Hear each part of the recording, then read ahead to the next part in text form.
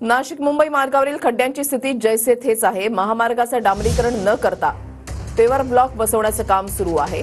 इगतपुरीच्या सिन्नर फाट्याजवळ paver block बसवण्याचं काम सुरू आहे। मुख्यमंत्र्यांनी दिलेला अल्टिमेटम संपण्यासाठी 4 ते 5 दिवसच उरलेले आहेत। नाशिक मुंबई महामार्ग हा जो आहे गेल्या अनेक महिन्यांपासून जो आहे खड्ड्यांच्या विळख्यात सापडलेला होता। अनेक ठिकाणी खड्डे पडलेले होते आणि वाहन चालकांना याचा मोठा मनस्ताप सहन करावा लागत होता।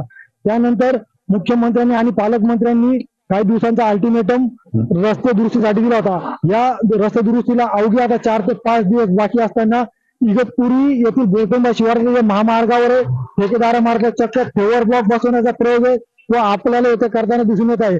महामार्गाचे डांबरीकरण करण्याऐवजी भर टाकून डांबराने रस्ता दुरुस्त करण्याऐवजी चक्क पेवर ब्लॉक बसवण्याचं काम जे आहे ते येथे सुरू आहे। आणि एकंदरीत जर पाहिलं तर खड्ड्यांमुळे जे आहे वाहन चालक त्रस्त असताना आता पाऊस उघडल्यामुळे खड्ड्यांमध्ये जी कच आहे आणि जी खड्ड्यांमध्ये धूळ उडते त्याचा सुद्धा जो आहे वाहनधारकांना जो आहे तो मोठ्या प्रमाणात त्रास सहन करावा लागतोय। शैलेश पुरोहित, TV9 मराठी, इगतपुरी।